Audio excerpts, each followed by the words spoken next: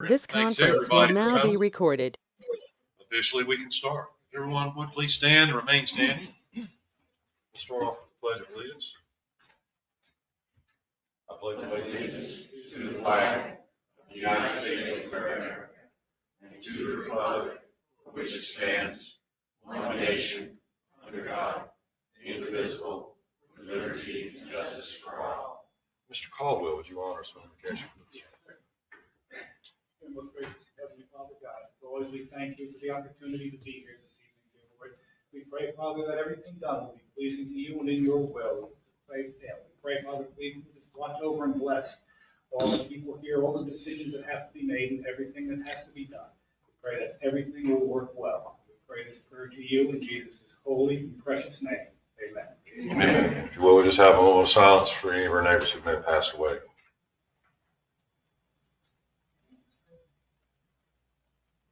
Thank you. You may be seated. Please check your phones. Make sure you got them off or on vibrate.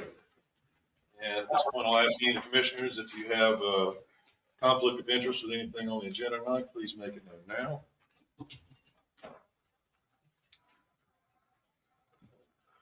Next, I will look to adopt the agenda, but I would like to make one change to it, which would be adding a planning board update at number 11 on the agenda. So I would like a motion to accept the agenda with that addition. I'll make that motion. Second. Okay, all in favor? Thank you, gentlemen. All right, next up is public comment. Please forgive me if I mispronounce your names. Jerry, is it Blag or Blog? Blag. Blag. It's here. Sorry, horrible. That's all right, so we're on it too. Okay. Well, if you would, sir, just stand at the podium. Right here. Yes, sir. Well, I'm Gary Blag, and I thank you very much for giving me an opportunity to speak to you. I understand I've only got 3 minutes, so I'm going to kind of hustle along, okay? About 4 years ago, I bought a house up in 5 April subdivision in Pelletier. It's about 2.5 miles from the intersection here and on up to 58. I enjoy fishing a lot.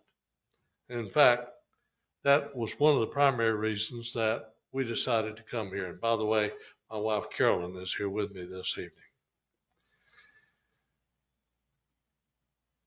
After buying the house and when searching for a convenient place to launch my boat, I was overjoyed to find the ramp near here where we are right now at the end of Manatee Street. I read the details on the sign and the ramp and followed those, and I later met Heather, who appeared to be managing the ramp business at that time. And I purchased a permit at that time, and I've had permits since then, and I've been using the ramp since then. For the sake of time, I want to jump to the bottom line of what I'm here for. I recently came here to renew my permit, and I now find that I'm unable to purchase a permit for the coming year. I think I understand the circumstances. I didn't come for an explanation. The ones that contribute to this, but I share with you that it's a great disappointment to me. Some of the reasons why. My wife and I are 80 years old. I sometimes take our boat out by myself or the two of us together. This ramp here is convenient. It's near our home. It's pretty much out of the wind and the current, and it feels safe to us. Other ramps that we might use, and there are a few, are not that way. Also, my boat is relatively small compared to many that are here. So my objective is to be able to purchase a permit to use the ramp. I fully understand that you're not in a position this evening probably to do anything about that, but to give me some feedback later. So I anticipate touching base with someone, maybe Heather or whoever I'm directed to regarding that. thinking that it might be a difficult thing for you to do and understanding maybe other citizens feeling different than myself and recognizing that you guys would have a difficult decision. One thought that I had, I never have a problem with congestion when I come because I don't want to be in the congestion. And I come on the off season. It may be that there could be an off-season ramp permit for fishermen. Say September the 5th to April the 1st, includes no holidays. And I'll leave that for your consideration. I bring that only as a second thought to the fact that my primary objective is to be able to buy a permit. Thanks, sir. That's what I got to say. All right. All right. Thank you again. Next up, Ms. Holtz.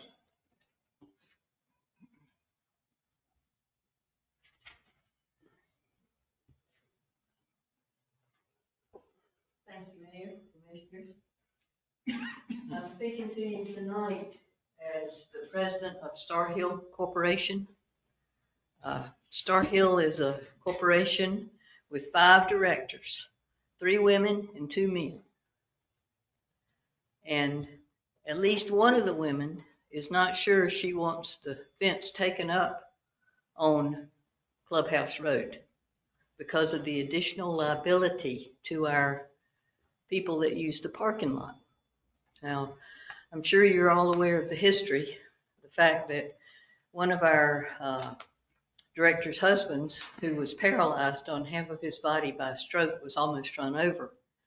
And Star Hill took steps to make the road one way in off Taylor Notion and one way out going through Clubhouse years ago. And the people who at that time lived on Clubhouse, who are now either moved or dead, objected to that. So the town erected the fence. Okay. Now people drive around the fence, and that's an unsafe practice. But Star Hill, although we did not object earlier when the restaurant partners asked for the fence to be removed, and that was denied, Star Hill has not asked for this. We don't object to the fence being removed because we think it would be safer for the citizens on Sutton, for ambulance and fire protection and so forth. But we are very mindful that it will increase our liability with people speeding through our parking lot with pedestrians and golf carts and so forth. So I would ask you 2 things.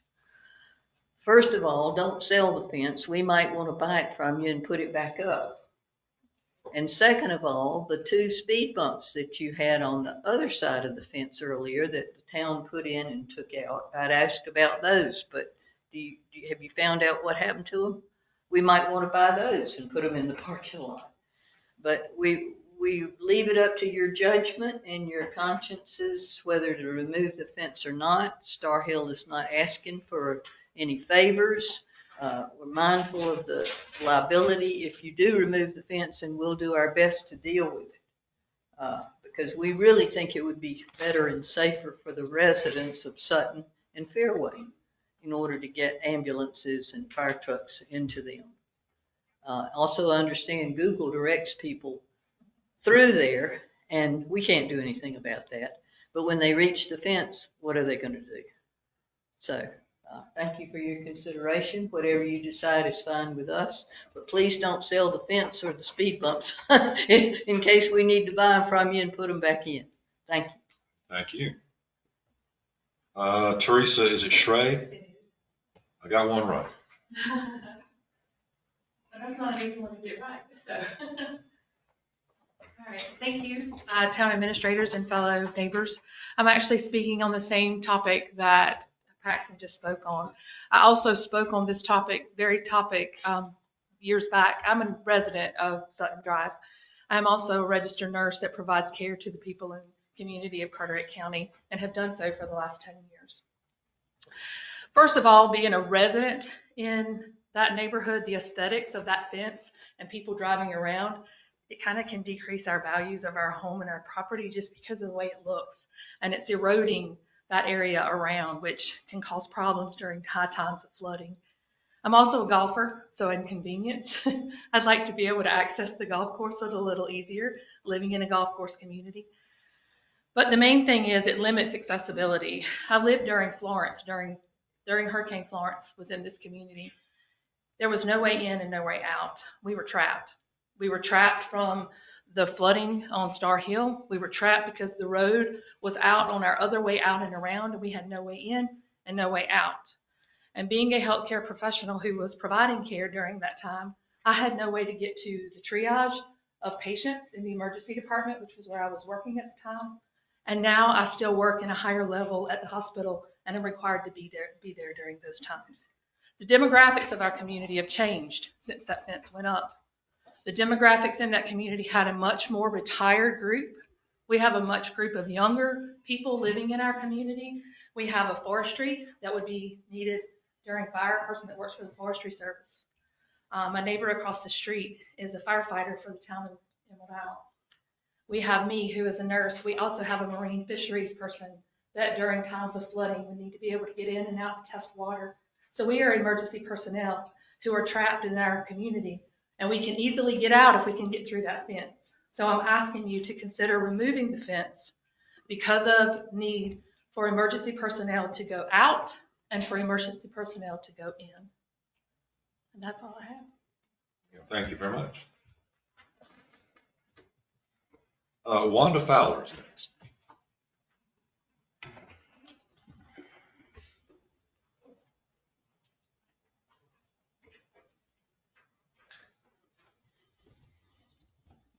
Good evening, gentlemen. Thank you for the opportunity to be here. I come to you tonight as a citizen of Cape Carteret, but also as the former principal at White Oak Elementary School, the principal who actually stood before this board and requested an SRO on that campus.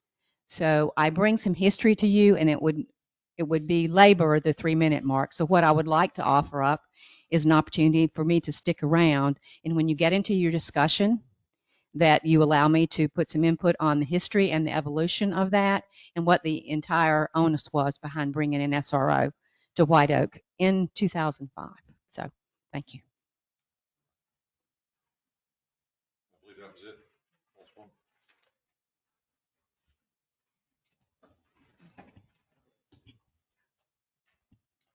Next up is introducing our new town planner. Thank you, Mayor Baker, Commissioners. Julie, if you would just stand up, please. I'm very pleased to introduce tonight to the board, to the mayor, to the community, the newest member of the town staff, Julie Shambaugh. Julie is hired as our new town planner, and she began work today, about 9 hours ago. Hopefully she'll come back tomorrow. She's already got her own job. What's up with that, Frank? That's right, overtime already. But just really pleased to have Julie here working for the town. She's going to handle all aspects of the town's development review process, all of the code enforcement activities, everything from zoning to floodplain management to stormwater management, hopefully eventually CAMA permits, as well as any special projects here in the town. So if there's any assistance that Julie can provide going forward, she's right here at the town hall. Phone number is 393-8483. Her email address is on the town website. Happy to help anybody that we can with their issues or questions or concerns. And Julie, thank you, and glad to have you on board here. Look forward to working with you. So. Welcome to the town.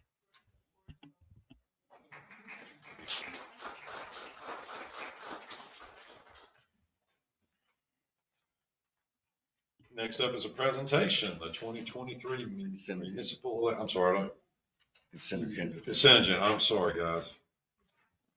I try to write this down, but I'm a little dyslexic, so sometimes I have issues. Thank you for correcting me. So next up is the consent agenda. I have a motion to approve it. I'll make that motion. Okay. Second. Any discussion? If not, then all in favor? Thank you. Now the presentation of the 2023 municipal elections. And this is Caitlin Sabadash. I'm sorry. Okay. Yeah, my name is Caitlin Sabadash. I'm the Director of Elections for Carteret County. First, I want to thank you all for having me. This is truly important to our work, and I think it really helps everyone involved in the election process, especially the municipal elections, which are so close to home for so many of you. So I'm here to just talk about what the terms are, what we're looking at in 2023, some new laws that are coming into place that you should expect to see in November. So just touch on that. And I really want this to be more of a conversation. I don't have a PowerPoint, I'm not presenting. I'm telling you what's the latest and greatest as far as elections, and I want you guys to ask me questions if you have questions, because there's a lot of misinformation floating around there as well, and I would love to take the opportunity to set some records straight. So just to start off for Cape Carteret, we are looking at a mayor term up for 4 years. So in 2023, we're looking at the mayor term. It's a 4-year term. We are electing 3 commissioners. The commissioner seats in Cape Carteret specifically are alternating on 3. We elect 3 every municipal election. So in 2023, we've got 3 seats up for election. In 2025, we'll have 3 seats up for election. With that, they're all 4-year terms, and the person with the lowest number of votes has a 2-year term. So that's where we get the alternating 3 and 3. This municipality itself does not have any unexpired terms. So if a seat is vacated for the mayor or commissioners, that seat is filled by appointment. It is not filled by appointment up to the next regularly scheduled election. So it is filled to appointment up until that term expires. We are also a nonpartisan plurality, and that comes from, and it's just the style of election that we run. That is also outlined in the town charter. So that's where we're getting all the rules from, is what's laid out in the town charters. Your town council decides what the election rules are for the municipality itself. So like I said, up in 2023, we've got the mayoral seat, and then we have 3 commissioner seats up for election. Candidate filing is going on right now.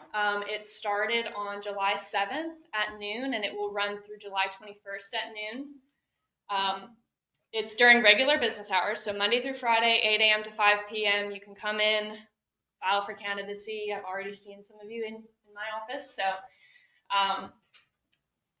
requirements for candidate filing: you have to be over the age of 18. You have to be registered to vote. You have to reside within the jurisdiction that you represent. So we can't have somebody that lives in Emerald Isle coming to file to represent Cape Carteret. There is a $5 filing fee. That is for all of our municipal seats. It's $5, no matter if it's mayor, commissioner, and that's across the board for the entire county. $5, cash or check, if anybody's interested. The same thing goes with voter eligibility. So you must reside within city limits in order to vote in a municipal election. That is probably one of our biggest challenges at the Board of Elections, is people call in and say, I want to vote, what's going on in November? And they live outside of city limits and are therefore ineligible to vote in a municipal election. So to counteract that, first I just want to make you aware, and for all of you to tell your 10 closest friends and neighbors all this information as well, the people that couldn't be here tonight. But we do have a municipal lookup tool. So it's a QR code. It brings up a county webpage where you type in your address. It will show you who your representatives are, whether or not you live inside a municipality or not. My deputy director, Margot Burke, has some extra copies that we will leave here with y'all. But that is available. You can always call the Board of Elections. Do I live within city limits? You know, a relative or somebody has questions about that, we're always here. Send us an email. We'll look you up. So absentee voting. Absentee voting is something that is in every municipality, and that is actually decided by a town ordinance or resolution. So the town decides whether or not they're going to accept absentee ballots. Luckily for everyone in Carteret County, all municipalities have filed that resolution with the Board of Elections. So absentee voting is in full swing for the municipal election as well as any other election. Early voting, that's going to start in October. Our 5-member bipartisan board determines the hours and locations and dates of early voting. I'm sure many of you go and vote early over at Western Park. That is also your election day precinct. So the election day precinct is specific to election day. You have to go to your precinct to vote on election day. During one-stop early voting, you can go to any one of the 3 early voting sites. We have a site at our office in Beaufort, at Fort Benjamin Park, and also here in Cape Carteret, which I'm sure you visit frequently, over at Western Park. Early voting dates will be decided next month at our August board meeting, so stay tuned for those, but they typically happen 2.5 weeks before Election Day. So stay tuned in October for the official dates, sites, hours, locations of all that come October. Does anybody have any questions about I do. Okay. I have two complaints I would like to tell you. Complaints. Ooh, all right. Why do we continue to split our town residents up between Western Carteret and the church up here in BoC? Why can we not combine all of our residents to Western Carteret? There's not a reason why, but it is that way because of the precinct boundaries. The precinct boundaries are determined by our 5-member board. If there is such a request to move the precinct lines, we'll be happy to hear it. Well, I'm requesting it. Do I need to do it formally? Please. Okay. Secondly, in Western Carteret, there used to be a tree, and I've had several complaints about voter intimidation over there in the past. Used to be a tree, and I think you're familiar, you've been over there. There's a little peninsula there that one of our activist groups most of the time sets up there.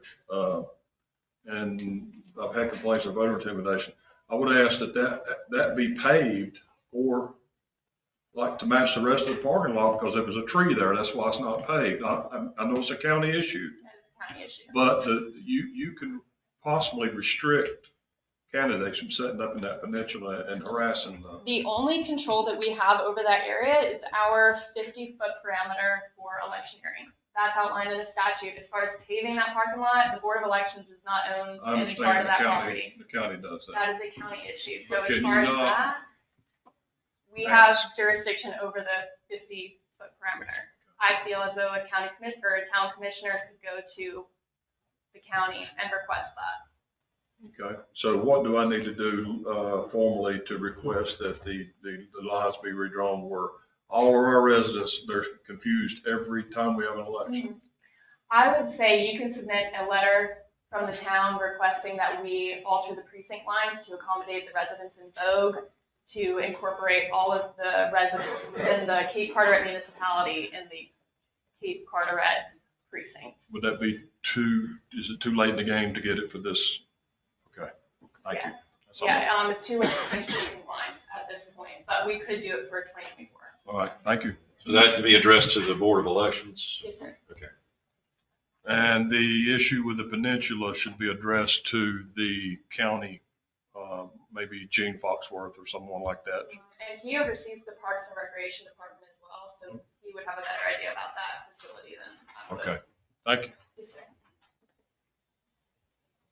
Bob White Circle is the only neighborhood that votes in BoC. Okay. Oh, you were in my office the other day. Oh, both of y'all were. Okay. Yes, so that's that. All right. Looking into, if nobody has any other questions about the terms or candidate filing, I'll move forward with everything else. Okay. Looking at November, we are going to be putting into action the requirement to have photo ID. This is statewide, so it's not just here. Statewide photo ID will be required come November. Yeah. There are a lot of procedural things that we have not been told yet. I'm not 100% sure on the procedures, but when that comes out, I will be sure to do our best to inform the public. We are supposed to be printing ID cards, free photo ID cards at the Board of Elections office. How that's going to happen, I have no idea yet because the state board is working on it. That's what we've been told. So just something to anticipate going forward. There are a list of acceptable IDs listed on our website if anybody wants to do any more digging into that. But if you have specific questions about photo ID, feel free to contact our office. I'm not going to take up any more of your time with that. Absentee by mail, photo ID is still going to be required. So if you plan on voting absentee by mail, you are not exempt from the photo ID requirement. You do have to include a photocopy of your photo ID and send that in with your ballot. Voter registration statistics, I'll just go over 2021. It's pretty typical that each municipality as a whole in Carteret County, we've got 11 municipalities here, we get about 22% voter turnout, which I think is pretty weak considering the impact that local elections have on municipalities themselves. So encourage your neighbors, encourage your friends to get out and vote and get involved in the process. And speaking of and getting involved in the process, we are quickly approaching 2024 presidential election. We do have, if you want to be a precinct official, we are always recruiting people to work the polls. If you know someone that's interested in working as a precinct official for the Board of Elections in a nonpartisan fashion, I do have applications. Actually, Margot has the applications and we'll leave those here as well. But if you know anybody that's interested, we are really looking for people that are willing to work with us, especially in 2024, because the volume, I think, is going to be larger than 2020. So if you know anybody, please send them our way and fill out an application. Yes, ma'am. Can you tell me the difference between an election year and a precinct official? Yeah, electioneers work for the parties. They are not, the people that are harassing you over at Western Park don't work for us. They work for the parties. Our precinct officials are the ones that are checking you in. They're asking you for your name and address. Those are the people that work for us. That's what you would be doing in working for us. You wouldn't be out in the parking lots trying to hand people flyers. Not that I'm saying that there's anything wrong with that, but that's not what we do. That's more affiliated with the parties. So if you're interested in helping us out in a nonpartisan fashion within the precinct itself and learning our processes, if you have questions, I know election security is such a hot topic right now. If you are curious about the process, come and take our training class, work with us in the election, and you can see what it looks like from start to finish. I really encourage you guys to do that. With Margot as well, we do have a 10 facts about election security. If anybody is interested in taking that with them, we do have extra copies. And she also has voter registration applications. This is a voter registration and update form. So if you've moved recently, if you want to change your party affiliation, fill out one of these forms. If you're not registered, if you're new to the area, fill out one of these forms before the municipal election and we'll get you registered to vote in Cape Carteret. Yes, ma'am. What's the last day that we can register to vote or change your party affiliation or anything prior to this upcoming? It is 25 days prior to election day. So 25 days prior to election day is the voter registration deadline, but you can also register and vote during one-stop early voting. So if you've missed the deadline, you can come in to any one of our one-stop sites in the county, go over to Western Park, and they will same day register you and you can vote all at the same time. One stop shop during early voting. If we have time, I'll open this up for Q&A. If anybody has questions about election security, I'll be more than happy to answer them. But that is really all I have unless there's any other questions. It's public record. Are you talking about what's our phone number? Yeah. I do have a business card. That's got our phone number on. I'll give it to you. Yes, ma'am. Caitlin, so the election's on November the 7th this year. There's some period of time afterwards that it's necessary to canvass the votes and formally certify the election results. Generally speaking, how long does that typically take? 10 days. About 10 days. 10 days for okay. a municipal election, 10 days for every election. We're required to certify our canvass period, certify all the votes where we match votes cast to voter history and make sure that that matches up. So we have 10 days to do that before we certify our results and send them up to the state board. After our county local canvass, the state board has their state canvass and certifies those results roughly 2 weeks after county canvass. Thank you. No other questions? The reason I asked that question for the board and the mayor, so that the town charter actually says that the new elected officials will be seated at the next regular meeting after the election. And so this year, our election's on November the 7th. Your next board meeting after that is on November the 13th. And we may have an idea who won the election by that time, but it won't be formally certified by the county and the state. It also is a really quick turnaround time, particularly if it's a new elected official, to get up to speed on the town and be ready to perform 6 days later.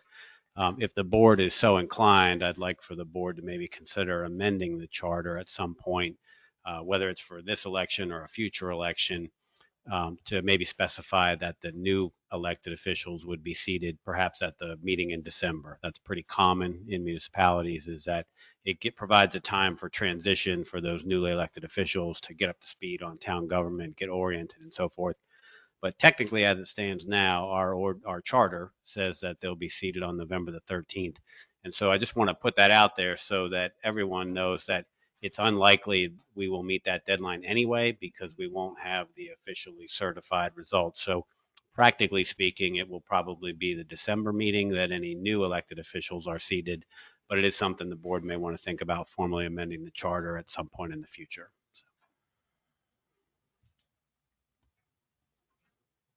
All right, any more questions? All right, well, thank you so much for coming. All I want to say is that when I got elected and I had to go through the recount process at your office, and I was just truly amazed with Margot and you guys and the staff. And when I saw what you guys did, I was like, oh my Lord, this is such an exercise in tedium, if nothing else. We said the same thing. Yeah. So I just can't thank you guys enough for the job you did. And there may be election gerrymandering or whatever going on somewhere else, but I think I can say just by watching it from my viewpoint, you guys do an amazing job. I don't see any issues whatsoever. Thank you. We love making sure that it's right. That's the only reason we're here. Yeah. It truly is. Yeah, you guys have had some interesting things. You had a recount. You were a draw by the hat, right? Yeah, funny stuff. But yeah, Glad we anyways, could provide some entertainment value. absolutely, yeah, it's a great time. But thank you all for your time. Truly. Thank you so much. Yeah, if y'all need some cards or something, make sure you see them before they leave. So next up is planning board update we added to. You're early. No, it's your day. Yeah. Have somebody live online. Yeah. It wasn't a bad. Brad. Got your mic Anyway, open. sorry for the delay there, Mike. Thank you, Mayor and Commissioners. For those of you who don't know me, my name is Michael King. I chair the Planning Board in Cape Carteret. I've asked Town Manager to make the Planning Board a regular item on the agenda at each of the monthly meetings. We will be brief. All of the hard work really gets done by Frank. He's helped us considerably as a board. So our meeting before you would be a summary of the things that we addressed in the last meeting. We won't have a meeting in July, but in August, I expect to report back to you. Hopefully we'll be complete with the stormwater work that's been ongoing for 3 months now. Just a lot of work, and it's really been a hard job as we're trying to weigh the balance between putting an undue burden on homeowners and mitigating the damages of rainwater. For those of you who were here and when Florence came around, it cost the town a whole lot of money, and we're trying to do some things that will mitigate the damages that we've had in the past. I'm going to do something a little different at this meeting. I'm going to rotate the members of the planning board in successive meetings to report before you. It'll do 2 things. One, it'll get them to stand before the board, but also give you the opportunity to see the people that you appointed. So we're going to set up a rotation schedule where each of the members will come and report to this board. In forthcoming meetings, In addition to stormwater, we've got a couple other things that I see as problematic. One is the right-of-way and the use of these concrete and brick mailboxes, which is a violation of state law. Those are encroaching. I think perhaps we need to make a change to the ordinance to address that. And also might be some discussion in our next meeting on culvert maintenance. That is generally the responsibility of the town to do that. Some people do it, some people don't. I don't know that we could legislate it, but people willingly cut the grass in the right of way, but the culverts, and the town has a lot of them underneath their driveways, are sometimes a problem. So we're going to be looking at that. A couple other things forthcoming. There is a Senate bill number 374 called the Affordable Housing Act. I don't know if you're familiar with that, but that particular bill, if it goes the way it is written right now, eliminates our ability to deny mother-in-law apartments or garage apartments. I've got a copy of it. I can leave it with the town manager. I don't know where it is exactly in the legislative process, but we have this ordinance, one principal building per lot, which does not allow secondary residence on a single family development property. And we have, in the past, we've gone, that's been litigated and we've gone to court and it's been upheld, but that may be changing. So don't know where that's going. You might keep your eye out for it. The other one is House Bill 475, which is the elimination of the ETJ. The ETJ, extraterritorial jurisdiction, is a property that is governed by our rules and regulations and ordinances, but isn't town property.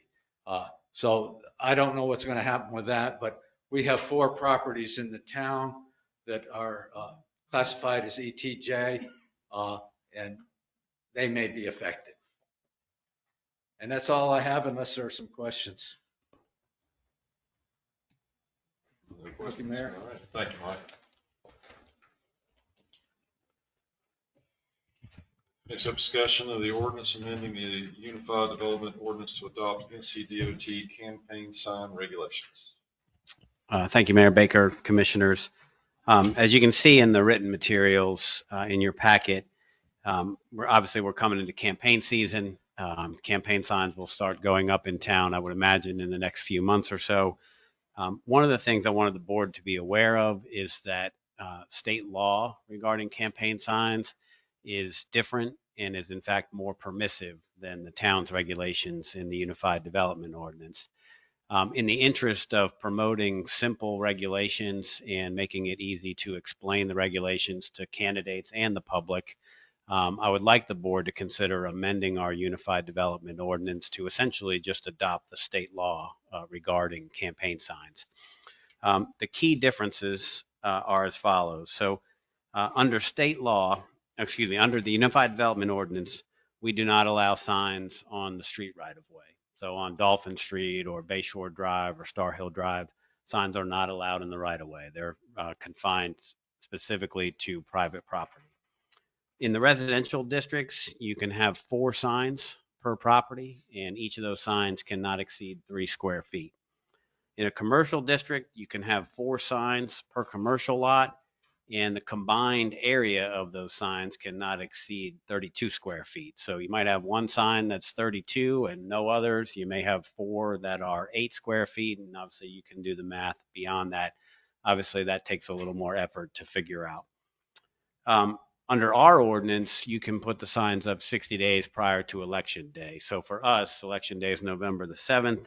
What that means is that this year they could go up on September the 8th in Cape Carteret. And again, not allowed in the right-of-way, private property only. And theoretically, as implied, you need the permission of that property owner to put those signs up. We don't allow campaign signs on any utility poles. The town does have the authority to remove non-compliant signs, and our enforcement approach for any non-compliant signs will be to simply pull the sign up. If it's placed illegally, we don't want the signs. We will simply bring them back to town hall and we'll store them.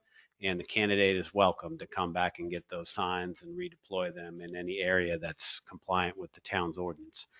The town actually, in our ordinance, it references a retrieval fee. But I don't believe that we have collected that in the past. And quite frankly, I don't have any interest in collecting that fee. I think our interest at the town is just to make sure that the signs are placed in compliance with the town's rules and work really hard to try to be helpful to the candidates and secure a cooperative relationship with the candidates. So that's essentially what the town's Unified Development Ordinance says. That applies everywhere in town. Dolphin Street, Star Hill Drive, Pine Lake Road. Also applies on NC 58, applies on Taylor Notion Road, and also applies on NC 24. And so that's where the differences come in. Under state law in North Carolina, the legislature has stated that towns are not allowed to regulate signs in the right-of-way of the state highway system. So Highway 24, Highway 58, Taylor Notion Road, those are maintained by NCDOT. By law, we have to allow those signs in the right-of-way, and we're not allowed to regulate them in any more stringent manner. So technically, we're not in compliance with the state law. So under the state law, and there's a copy of that statute in your packet, it specifically allows signs in the highway right-of-way. So you can put them in the right-of-way of 58 and 24 and Taylor Notion Road. DOT, rightfully so, is concerned about traffic safety. So they have to be at least 3 foot from the edge of the pavement. They also cannot obscure any intersections in the visibility, again, focused on safety. They cannot exceed 42 inches in height above the edge of the pavement. Interestingly, in the state law and the DOT regulations, there's no limit on the number of signs. So whereas Cape Carteret says you can only have 4, you could honestly have 20 on a particular property, or 6 or 8 or 2, depending on what that property owner wants. The only limit that the state law places on it is they can't obscure another sign. So certainly don't want people just intentionally blocking other candidates' signs. Under the state law, they're limited essentially to 6 square feet. So they can be no larger than 6 square feet, 6 by 1, 2 by 3, what have you. Whereas in the town's ordinance, if it's in a residential district, it's 3 square feet. If it's in a commercial district, it's that combined 32 square feet for 4 signs. So in that sense, the state law is a little bit more permissive in residential districts when it comes to the sign size. It's maybe a little bit more restrictive when it comes to the sign size in commercial districts, but it's a little more flexible when it comes to allowing them in the right-of-way. So state law allows them specifically in the right-of-way. One of the key differences is that under state law, they can be placed 30 days prior to the start of one-stop voting. So one-stop voting is on October the 19th, begins this year. So under the state law, that means they could go out September the 19th. So there's a discrepancy there with the town's ordinance. They have to be removed 10 days after the election. Town ordinance says 2 days. In reality, we'll be working to get the signs up as quickly as possible after the election, regardless of what we do. And again, we have the authority to remove any non-compliant signs. The enforcement approach would be the same. So what I've recommended for the board consideration is essentially just adopt the regulations that are included in state law and apply those in the entire town. And so essentially what that means is that the same law that applies to Highway 24, Highway 58, Taylor Notion Road would apply in every other street in town. A residential street in a neighborhood, Taylor Notion Road, no limit on the signs, 6 square foot per sign, can put them in the right of way. You have to have permission from the adjacent property owner. So you can't just go out and put signs up in front of Joe Smith's home. You have to have permission from Joe to put it there. You can't go out and put signs in front of Lowe's. You have to have permission from Lowe's to put it there. In reality, and practical terms, in terms of enforcement, we're going to assume that you have permission from the property owner, whether it's on the right of way or whether it's on that private property. We will assume that the candidate has permission The only way that we would take action to remove the sign is if that property owner called and complained and said, hey, I don't like Commissioner X. I didn't give him permission to put these signs in front of my property, my business, my home. That will say, yes, sir, we'll be happy to go out there and remove that sign. In the absence of that complaint, we're going to assume that the person has permission, leave the sign out there. Again, no limit to the number of signs, the 6 square feet. One of the things that I think is important is just getting the dates right. And so I'd like the board to consider this because I really want us, this is a very personal issue for candidates, the candidate who has the sign, maybe the other opposing candidate who's concerned about the other candidate signed. It's serious, it's important, it's very personal. And I want to make sure as a town organization that we are, number one, communicating clearly with the candidates and so that everybody has a correct understanding of what the regulations are. More importantly, I want to make sure that we are enforcing these ordinances, these regulations fairly and consistently. So what I've done is I've drafted an ordinance amendment for your consideration, and I'm not asking the board to take action tonight because it is an amendment to the Unified Development Ordinance. So it would have to go to the planning board first for their review and a recommendation back to this board. I just learned of this discrepancy a couple weeks ago after the planning board meeting, which is why the timing right now. If you're interested in pursuing this, what I would suggest is that we take this to the planning board. Number one, if you're interested in this, the board express your thoughts and opinions on it. And we take it to the planning board at their meeting on August the 15th. And the planning board hopefully would agree with this recommendation. It would then show up on your agenda on September the 11th. We would schedule a public hearing. Hopefully the board would adopt it. Certainly you have the authority to adopt it, to reject it, to tweak it in any way that you want. I would ask the Board of Commissioners and the Planning Board to really not tweak it because the goal is to make it consistent with the state law provisions. But we have to go through the process, have to have the Planning Board review it. Theoretically, it would become a town ordinance on September the 11th. We would put it into place for this campaign season, and the first campaign signs could go up on September the 19th. One of the things that I will be doing after the filing period ends on July 21st, I'll be sending a letter to all of the candidates that have filed to just provide any information that they would like about the town, but also educate them about the town's campaign signs, rules, and so forth. And if the board seems inclined to go this way, I'll certainly communicate that. If you're not, obviously we'll go forward and we'll do our best to enforce the Unified Development Ordinance as it's currently written, as well as the state law. It's just that I'm fearful that it might be confusing and cause some friction unnecessarily, because my intent is to make things as simple and clear for people as we can. And as I said, make sure we're enforcing these things in a fair and consistent manner. So with that, I will stop and answer any questions you may have. And again, not looking for a decision tonight, but just general direction to move it along if you're so inclined. Do we need a vote or a consensus, or as far as? I think just a consensus amongst the board. I would be for sending this to planning board for consideration. Okay. Me too. Okay. Yeah, I'm okay with this. Okay. Okay. All right. Well, I'm not hearing any objection, so thank you for considering this. And we'll schedule it for August and hopefully bring it back to you on September the 11th. Thank you. Next up, discussion of the Clubhouse Drive connection to Starkville Golf Course.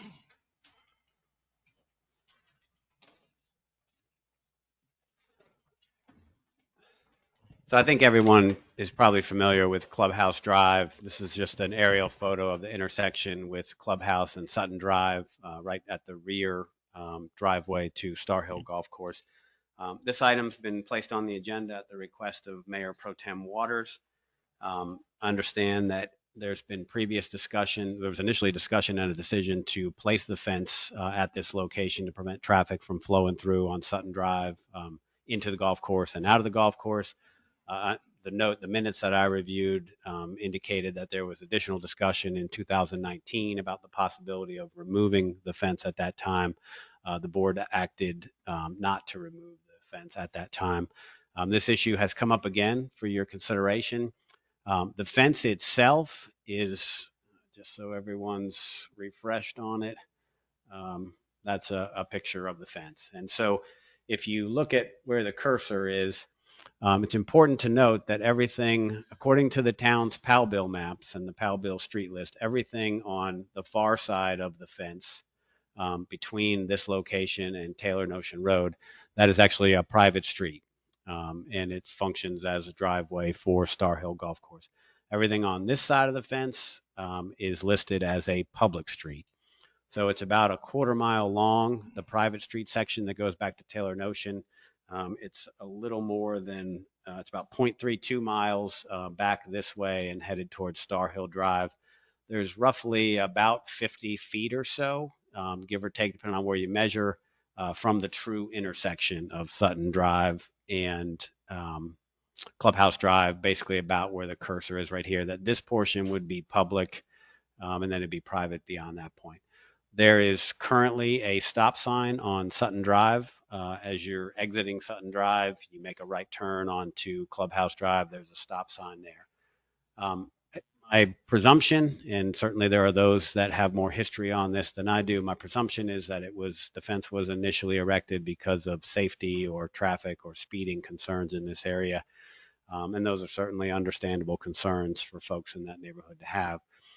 If the board ultimately decides to remove the fence, I've listed several possible mitigation measures you might want to consider at this intersection.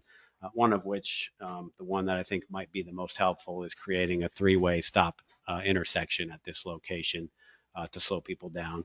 There are several other ideas that are listed here, and certainly others that you may have as well. I'm happy to answer any questions that you have about this, and I'll leave it up to the board to discuss this and provide direction to me on how you'd like to proceed going forward.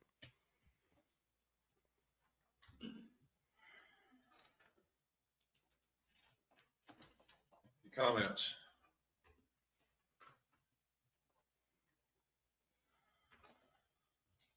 I would just like to say that I was actually at the entrance of here the other week, and I noticed that Frank, if we go back to the other picture, left. Okay, you want to zoom in? Yeah, okay. You see the circle here where people are actually going around the fence, disregarding the fence altogether. And after speaking to Ms. Holtz about it, she said that the board was not against it, of removing the fence. And however, was concerned with one of the board members with the liability issue, which is understandably so. Also looking at it as one of the citizens over on Sutton Drive that spoke earlier, the issue with emergency vehicles in and out, and also emergency personnel that needs access. And I do know that during the storm, that was a huge issue. And we need to look at this as far as moving forward. And my thought with this is I would like to see the fence removed. However, one of the options, Frank, that you placed on the agenda here was implement a three-way stop sign, which I think would be a very, very useful tool. Now, does it actually make people stop? No, but that's what law enforcement officers are for, to assure that is done. But however, with the private side of this, if they wish to put in the speed bumps or whatever precautionary measures needed for the traffic through there, that would be upon them to do so. But I would like to make that motion and provide direction to town manager regarding potential reestablishment of road connection in this area, to amend also adding 2 stop signs, which would help slow down the vehicles going through there. And then, of course, the private property board of directors can initiate other means as well as they wish to do so.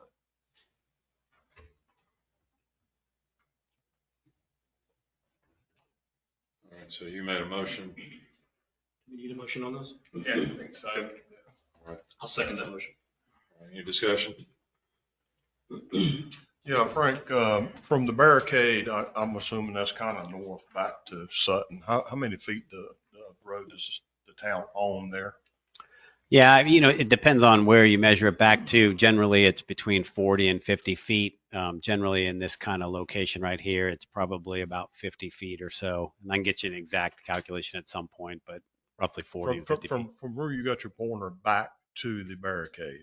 Yeah, it's no more than 50 feet. It depends on exactly where you would consider it to be here, but I would say 50 feet is the best estimate. Well, it appeared, I was out there today and I was on the board that voted no to not take the barricade down. I think it was 4 or 5 years ago.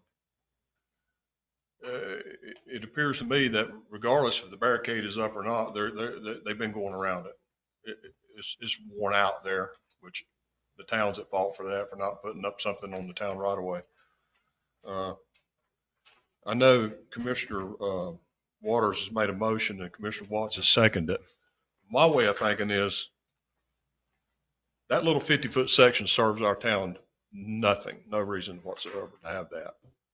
I would be in favor of abandoning it and letting the Star Hill Golf Course have that little 50-foot section of road.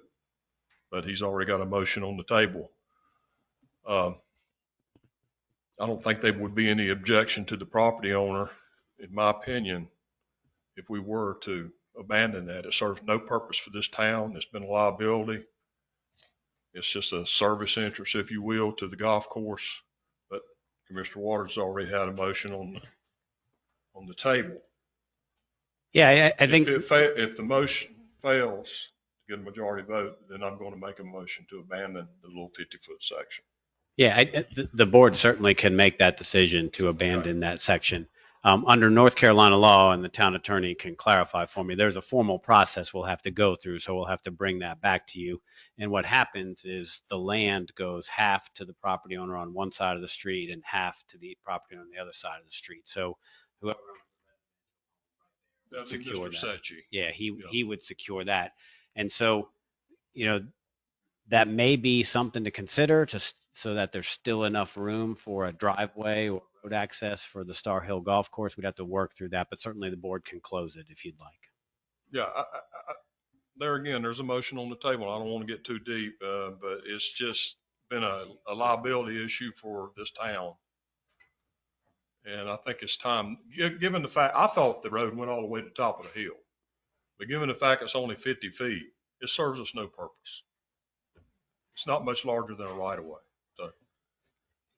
Yeah, I'd have to double check. I think the right of way in that area is probably 60 feet. I'd have to double check. So that would mean 30 feet would go to the property owner in the single family home and 30 feet back to the golf course.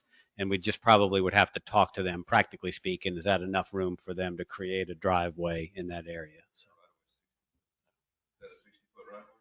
I'm not 100% certain, but I believe it is. I'd have to look it up, but I think it's 60. 30 foot would go. That's correct. Does the golf course intend to just go put the fence back up at y'all's property line? No, sir. No, sir. We hope we would never have to do that, but if speed is a problem, the first thing we would try to do is put speed bumps. But where an ambulance or a fire truck, if necessary, could go around them. But we have no objection to the fence coming down. We're just cognizant that it's going to open us up to liability.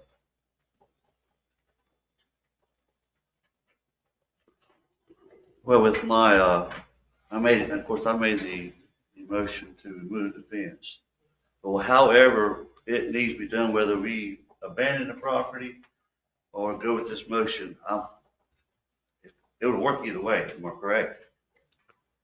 What would be the betterment for the town and the property owner? What would be the best route? I believe that it'll work either way. I think probably the difference is that when you leave Star Hill Golf Course with a 30-foot strip there, it's truly a driveway at that point as opposed to a private street right of way. And you may think that's fine, or you may not like that. You'd have to make that judgment. But I would think 30 feet is sufficient to allow access to the golf course in that area. It would be neater and cleaner to just leave it a town street. But if that's important, we can close the street provided you go through the proper process. Well, I'm also looking at the fact that we will be, if we leave that a town street, it's gonna have to be resurfaced. I personally think it's time to just wash our hands of that little strip, be done with it. But that's my opinion. We can certainly explore the road closure. Like I said, it would have to be a separate action by the board, and you'd have to go through the proper process to do that. There may be some other arrangement between that property owner and the golf course to address that concern as well. But I would just encourage you to consider that as a separate action that would come back to you at a different time, and we'll do whatever the board would prefer we do. So That would be up to Commissioner Waters to retract his motion and maybe make another motion to give you guys the chance to look into that and bring it back to the board. And we could probably do them simultaneously, right? If you want to take the fence down, we probably can do that because there is going to be a process where it has to be advertised. We're going to have to get a survey if you choose to abandon it. So that's going to be months down the road before that would actually come to fruition. So if it's important to take down the fence now, maybe proceed with Commissioner Waters' motion and then give staff direction to start the abandonment process, which of course would be voted on. I mean, you don't need to vote to abandon it, just kind of give us direction. Yeah, well, I want to throw one more thing out, just for Commissioner Waters and Commissioner Watts that made the motion to second the motion. I've received multiple calls that there are residents that are probably going to bring this issue back up, to put it back up. It's never going to stop. It's not going to stop until we do something. So Understood. Well, I think the idea of go ahead and moving forward this motion, and then like Frank said, just to address that portion of abandonment later. So if we wish to do so. So you add that to your motion, is that what? No, just ahead with my motion with taking down the fence, with adding the stop sign, the three-way stop sign, as the amending motion. That's right. And then I understand from the board comments and lack of comments that you want us to go ahead, if this motion passes, and proceed forward with the abandonment process and getting that started. Is that right? Yeah. Just a nod. Yeah. That's good. Understood. Yes. Yeah. Understood. Okay. But also, if the abandonment process fails for some reason, I would like it to come back to the board so we can maybe discuss more safety features, such as speed bumps that Paxton alluded to. Right. You can do that anytime. Absolutely. Okay. Yeah, absolutely. Well, when the mayor calls for a vote, then I'll. Yeah, I think the pavement's in decent shape in this general area right here. It starts getting a little hairy right before you get to the fence there, and then it probably does need some work. All right, there on the other side of the fence, and that would be on private property.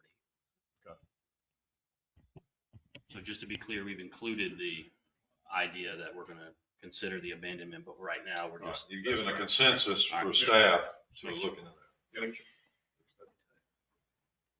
Okay. Any more discussion?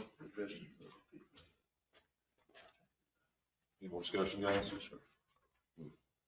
All right, then we have a motion and a second on removing the fence and adding stop signs, I guess. Is that okay? So all in favor? All right, thank you, John. And then we'll look into the abandonment process. All right. Next up, discussion on the school resource officer position.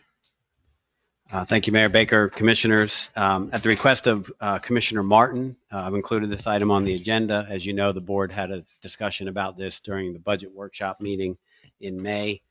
Just to recap very briefly for everyone, the school resource officer is a town of Cape Carteret police officer.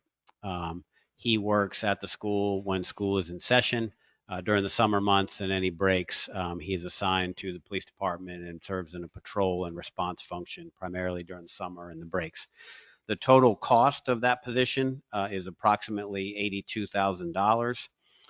Right off the top, the town provides a contribution for 30% of that officer's time because we utilize that officer for patrol and response during the summertime. So we cover 30% of that cost. That comes out to about $25,000. And that additional officer's availability during the summer months is a very significant benefit to the community and to our police department.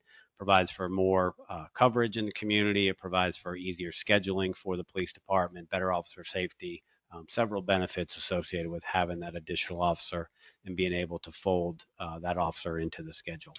So we pay about $25,000 for that summertime coverage and break coverage. The balance of the cost, approximately $57,000, is covered by a combination of a state grant that flows through the Carteret County Board of Education, and then contributions from the towns of Cape Carteret, Cedar Point, BoC, Pelletier, and also Carteret County. And it's based on the enrollment figures for White Oak Elementary School. You've got a copy of that worksheet in your packet. Of that amount, about $37,000 of the $57,000 comes from the grant. Another $20,000 comes from the 4 towns and Carteret County. Of that $20,000, approximately $9,000 comes from Carteret County, theoretically for the students that come from the unincorporated areas within the district for White Oak Elementary. The other $11,000 comes from the town of Cape Carteret, and our share of that is about $3,000 based on the enrollment. And I've got the numbers here for school year 22-23. I don't expect they've changed significantly since that time. They are updated annually, and we invoice all of the towns.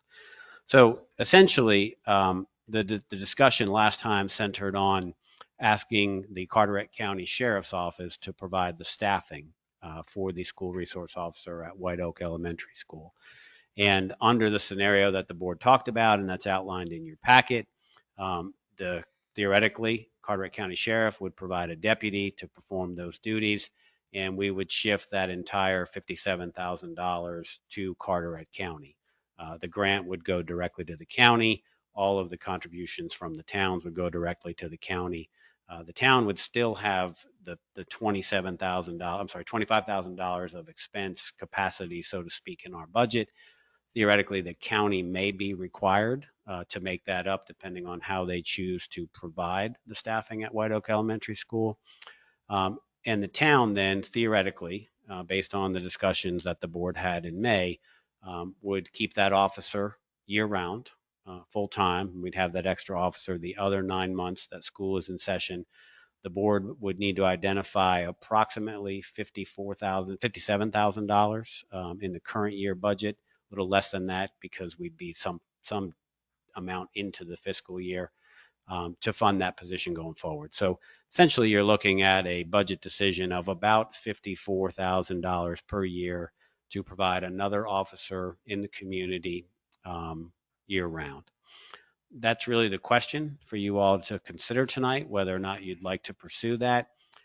In some of the conversations I've had with Sheriff Buck, he has indicated that he is willing to make that happen if the town of Cape Carteret would like that to happen and the Carteret County Board of Commissioners are comfortable with that. And I think he will do the best that he can to meet that need. As we talked about back in your May meeting, it's just hard to recruit law enforcement officers for any jurisdiction these days. And so the sheriff has the same recruitment challenges that every other department has. We're about 6 weeks away from the school year right now, so it may be unrealistic to expect that we would be able to implement this for the next school year. But if it's something that the board would like to pursue, we can make the official request to the county and continue to work on that and try to implement it as soon as possible. It obviously requires the approval of the sheriff. It does require the approval of the Carteret County Board of Commissioners. Obviously, they're responsible for the sheriff's budget, and we need to make those official budget decisions going forward. I think that if we could add an additional officer in the community on a year-round basis, for all the reasons I mentioned, I think it would be a tremendous benefit for the community and for the department. It just makes it safer for the officers. It gives us better opportunity to patrol the neighborhoods, to respond to calls, It gives us better flexibility when it comes to assigning officers and scheduling training and vacation, and occasionally people are out ill and those kind of things. So regardless of the board's decision on this, at some point in the future, I hope to work toward an additional officer in the department in one way, shape, or form. This is certainly a reasonable way to accomplish that goal. It's a cost-effective way to accomplish that goal, and present that for your consideration. Look forward to your discussion about this issue, and we'll proceed in whichever way you direct. Thank you, Frank. Comments? Mayor Baker, commissioners, I think it's very important that we allow Ms. Fowler to enlighten the board on how all this started. I think it's important that the board, that I know, and I'm sure some of the others know how it started, but some may not. And I would like to ask Mr. Fowler to come up and address the board briefly on the history of this SRO, if it's okay with you. Unless there's objection. No objection. Because I wasn't here then, so I'd love to hear it.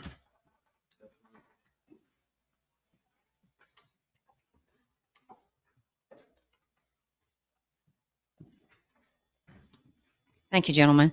There are several in this room who are actually involved in this, and I'll say to you that whether it goes to the sheriff or whether it goes to the town, we need to have a dedicated full-time officer at White Oak Elementary School.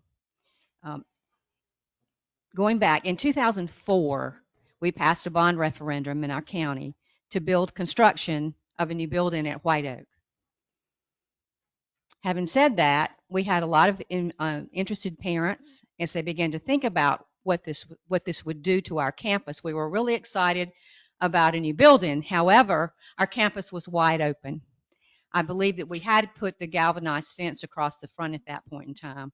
So parents began to talk and began to have some concerns about the safety of the children on that campus. You were our DARE officer at the time. You probably, Commissioner Waters, remember those discussions. Ms. Shambaugh, you were a parent, and you probably remember those discussions. So consequently, we kind of stepped outside the box because there was no SRO on any elementary school campus in our county. Now, had the sheriff been providing that service at that point in time, we would have asked the sheriff to do that.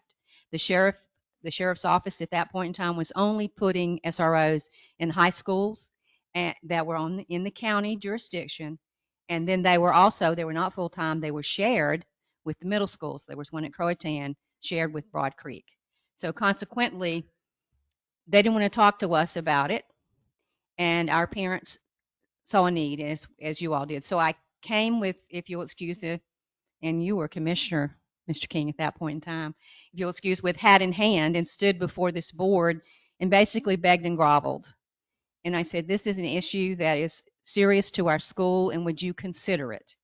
And you were generous enough to do that. We got into discussions with the Board of Education, and actually came up with the grant through Dr. Ralph Lewis with some input from all the towns. And we were the first school in the county to have an SRO on an elementary school campus. So I commend you for that. Now, at this point, things have changed. Sandy Hook changed a lot of things on elementary school campuses. I stood before my faculty on that day in December, and we had a discussion about what things might have looked like had that been our campus instead of Sandy Hook. So there's nothing, no one will say we don't need SROs on elementary school campuses today. However, how that is funded is up to this body. Quite frankly, if the SRO program, the curriculum is the same, whether it be provided by a sheriff's deputy or whether it be provided by a town policeman, just like the DARE program is the same. So consequently, or it was, not anymore, but it was. So consequently, the curriculum piece of it is going to be the same. The relationship, the requirement of the relationship building is going to be the same, whether it's provided by a deputy or whether it's provided by a town police officer. So please keep this in mind. As long as the evolution is understood, you fulfill the need. That need exists, but it's different now. 2 decades later, almost 2 decades later, gosh, it's been a while. It's a different need now than it was then. So I'm open to questions if there are any questions about how it evolved, but it came out of the generosity of this board. However, at this point in time, as a citizen of our town, I feel like a full-time officer would be much better to us if we can have that service provided by someone else. So, thank you for your time. Questions, Ms. Fowler? Thank you. Thank you for the information, because I wasn't here. Just Mayor, as somebody who doesn't, I'm just sorry, go ahead, Steve. Mayor, since I kind of put this on the agenda, I'll go first and just give my little spiel here. As Ms. Fowler alluded to, the county did not until this, I think the last current budget, did they put deputies in elementary schools. They put their deputies in unincorporated areas in the county.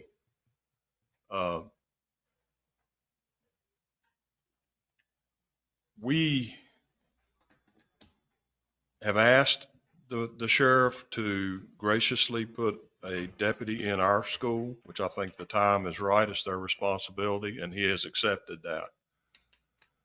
We need the extra protection here in town, as Ms. Fowler alluded to, and I think the interim chief, and I have spoke to you recently a couple of days ago, the time that Officer DeStefano has been away from the school, I think I can quote you, say it's been immeasurable. Okay. I think the time is right to let the county assume its responsibility. We've done our share as a town for 2 decades. We've been very gracious. It's a different world now. They're more than able to fund that, and we help fund it, and they're more than able to put their own SRO in their own campus. So I wholeheartedly would like to see this happen, but I would like to do it in a way, knowing that it's too late in the game to have that day one when the school opens. I would like to give our town manager the authority to negotiate with the sheriff's department and the county board of commissioners on an effort to get that county deputy at White Oak and bring our officer back to the town where we need him more. Because at some point in time, as Frank alluded to, we're going to have to hire another police officer. We're growing. I think now it's just a fiscal, maybe a fiscal challenge for the first budget. But after that, I think we're going to be okay. I've got a whole page of pros and cons. I don't want to go in those details. The high sheriff of the county has agreed to do it. I think we need to oblige him and let him do it.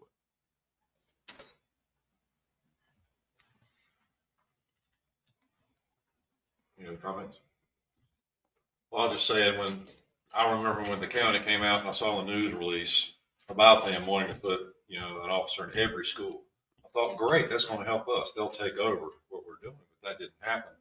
And I've gotten phone calls about that, some other issues recently. The county sort of just said, well, if you're in incorporated town, we don't care, pretty much. And so it sort of struck me as odd. I'm like, well, what do we get? We pay county taxes just like everybody else does, but yet we're being denied a service, is how I look at it. So I agree with Commissioner Martin. I think right now, naturally, because everybody's got their budgets done, we've got ours done, the county's got it done. It may be a bit of a challenge to try to do something immediately, but I would think going forward that we should have the county take over the county schools' responsibility. That's just my opinion.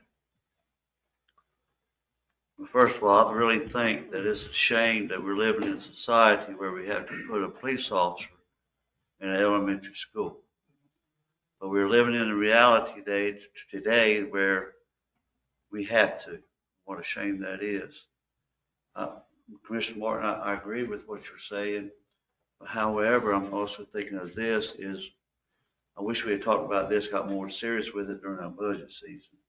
But I think that if we can go ahead and move forward with keeping our officer in there this year, and if in next year's budget, we can look at, if that's what we decide to do, it gives the sheriff's office and the town, the county board of commissioners the opportunity to prepare of getting another officer in, because you have to go to the training and certifications to get these type of SROs in these schools. However, I look at it this way too, is I would like, if that does go in that direction with us taking the officer out of that school, that we maintain that officer with that SRO certification. Because if you have somebody has an officer from the county that have you go to school or vacation or sickness or whatever, at least we can go in and step up to the plate and assist the sheriff's office during that period of time. We're all in this thing together to help each other. So that's just my thoughts thrown out there. Well, and I want to bring up the fact and to answer to one of your comments. I reached out today. I won't tell you who, but there is an abundant supply of SROs in the county right now. I say get it while the getting's good. Ace has agreed. Frank's alluded to the fact that we got the money. We can make a simple budget amendment. I wish we would have discussed it a little further in the budget process. I do, but that's water under the bridge. The county's given us the opportunity through the sheriffs to do it. I think the time is right. We do a simple budget amendment if it goes through. And I'm sure with the growth this town's experiencing, there'll be no problem the next budget to fund that. That's just my opinion. But there are an ample supply. And you're right about maintaining his certification. The county does the same thing. They have multiple SROs. So I just want to throw that out. I did make a phone call, so. I'd like to go ahead and try to get this done as soon as we can, especially since they're saying that as long as the sheriff's on board, I really doubt that the county's gonna have too much heartburn over it. But I mean, just like she said, what, 5 years or whenever it was they tried to do this, the county wasn't interested. If we wait too long, the county may not be interested again. Yeah, and the fact still remains that they're now furnishing their deputies in elementary schools. Now, why should we be penalized because we're a municipality that just has a school happens to be in our jurisdiction? That's the whole thing there too. I agree with that. I actually in the past have been against this, and I guess it was just the fact of keeping a Cape Carteret officer here in the school. But from a practical and a financial standpoint, I think it's something we should pursue, and it would give us this additional officer year round, not just during the summer, which is something I definitely think we need is another officer. All right, a couple of things I just want to make sure that everyone's clear on. I think it's pretty clear of the board's position on the issue, notwithstanding Commissioner Watts's comments. So first of all, it's important to keep in mind that if this was approved by the sheriff and the county commissioners, the funding's not really changing.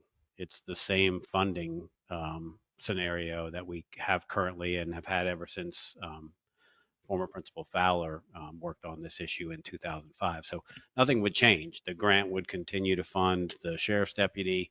The towns would continue to contribute. Really, the only thing that would change is the color of the officer's uniform. And I think, as a community, I think all of us as a society, we really are more concerned with having a qualified officer there to protect the children and to build good relationships with the students and the parents and the staff. So it's important just to keep that in mind. The funding scenario doesn't change at all. It's simply who assigns and who supervises the officer. So that's the first thing. The second thing is I just want to make sure that everyone is crystal clear on the sheriff's position on this issue. He did not seek this out. He's not looking to add positions, but he is willing to help. If the town of Cape Carteret is interested in this and the county commission will provide the resources, and if the county commissioners agree, he's willing to make this happen for us. Obviously, it's just going to take some time if we go that route. So are we suggesting this happen this upcoming school year? I am. would love for it to happen. If it could, it'd be great if they've got an SRO sitting around, but okay. In either case, I think we need to quit batting this ball back and forth and bat it on up to the county. But we're going to give Frank the ability to go talk, see if that can happen, and then we're going to come back. Okay. Well, I think we need to I'm going to make a motion that we petition the county to accept responsibility of the White Oak School resource officer and give Frank the authority to negotiate with the sheriff and the county staff, Tommy Burns and whatnot, and come back to us with a report. But I think the consensus, do we need a consensus or motion? I think it's fine. I think Yeah. the consensus. Consensus, okay. Clear. Just a consensus to You got that. give him that authority. Okay. I just like to add something to what everybody's saying, and I'm thinking about the school. I mean, I did teach there for 9 years, the DARE program. And I think about the kids. Ms. Fowler, thank you for coming and speaking on behalf of the school as well. But I think about that officer sitting back there, abandoning his shoes. And you have made a lot of relationships back there with those students and those teachers. You have formed a bond with a lot of those students and those teachers. What I would like to see, and I know this, I feel like this is what the students would appreciate, and the teachers as well, is that we move forward with this, give an opportunity for that officer to go back into that school at the beginning of that school year to transition a newer officer into the school. Therefore, the students will see that everything is okay. Because they will feel, in my opinion, that there's something wrong with him when there's nothing wrong with that officer. Make sure that the next officer coming in and you tell them that it's all good, new officer. Because it's what, fifth grade? No, it's first grade through, kindergarten through fifth grade, correct?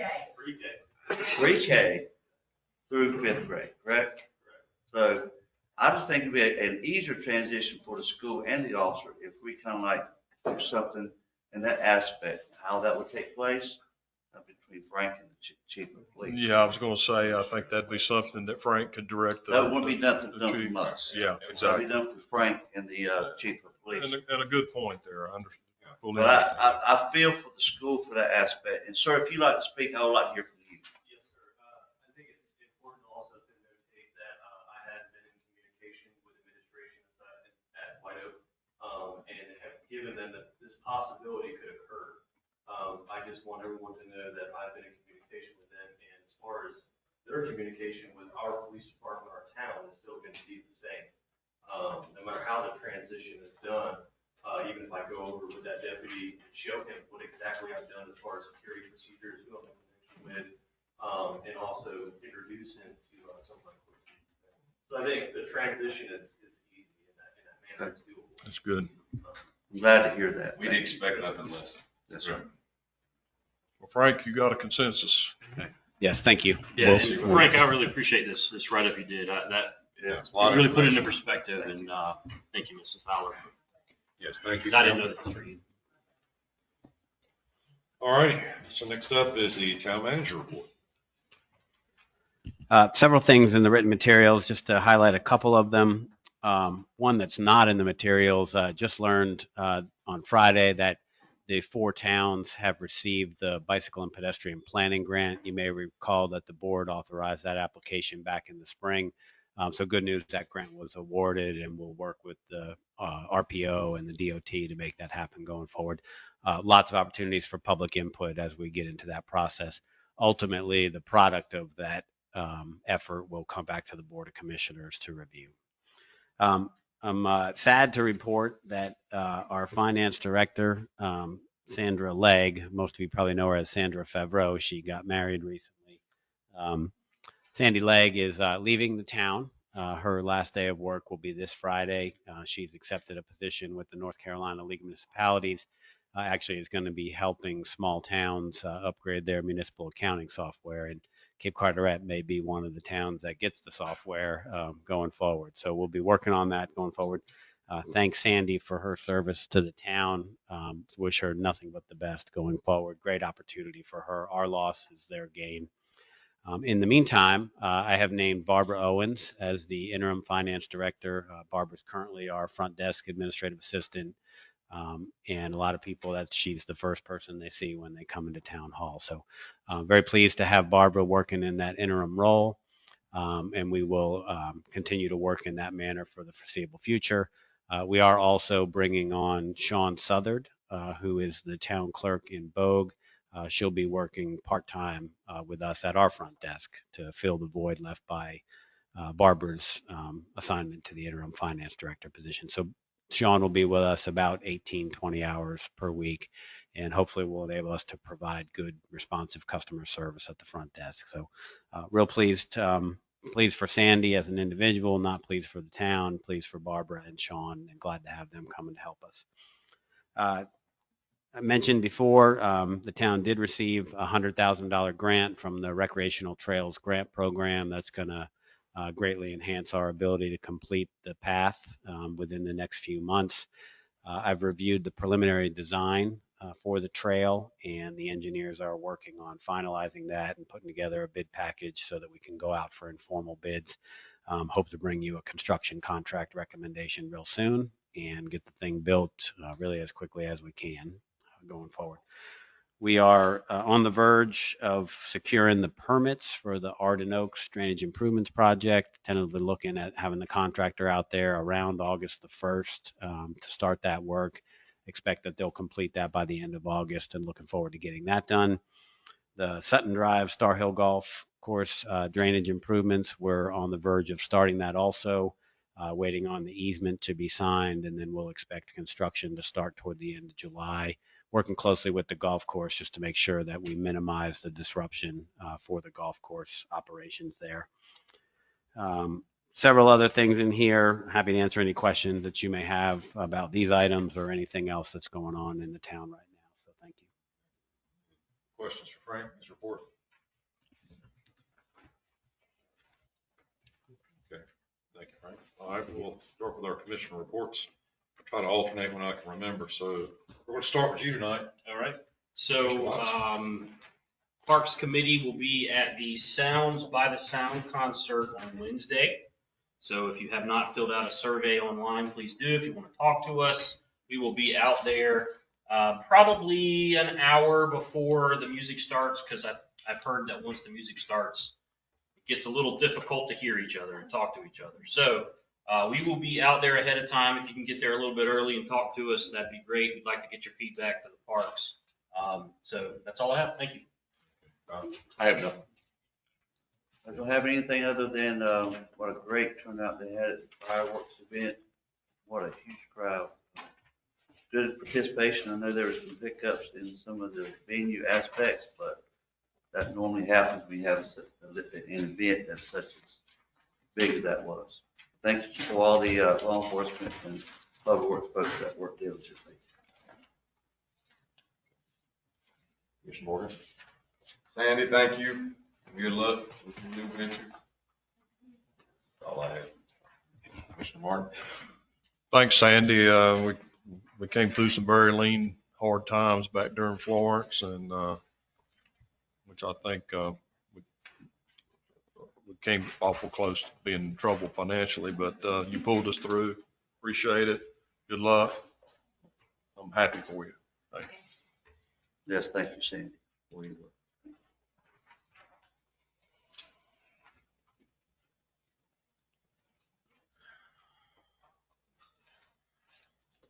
What do you got, Steve? Oh, yeah, I'm sorry. That's okay. I didn't know if you were looking to find something. No, I'm trying to clean my mind around. All right. Well, I echo everybody else. Sandy, it's been a pleasure meeting you and having you here at the town. And I know it's been tumultuous at sometimes, dealing with everything. I couldn't do your job, just looking at figures and doing all the time. Just drive me insane. So it takes very special people to handle that. And I can't say enough, and wish you very well.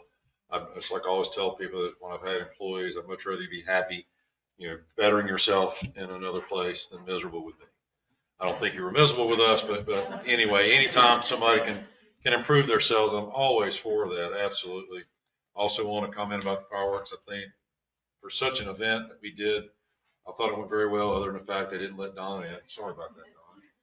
But it was I don't know how many thousands of people, but the staffs, the town staffs, and especially the staff at Mac Daddy's and Tracy, my Lord, that woman was just crazy busy, running back and forth and handling everything. It was just amazing, the people that volunteered to put that on and do it. Just can't say enough about it.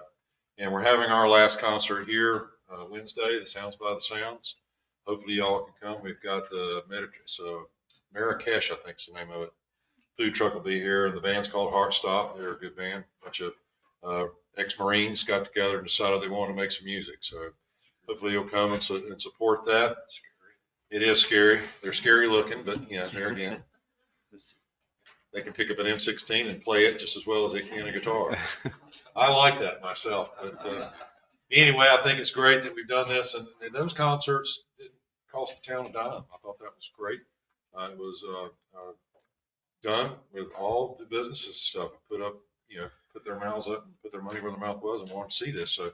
So after this Wednesday, we'll make a decision with the Seaside Arts Council if this is something we want to do. And if you've got any comments, yay or nay, if you like them or you don't, please let us know. And thank you to Public Works for all the hard work they've been doing. I've seen you a lot here lately.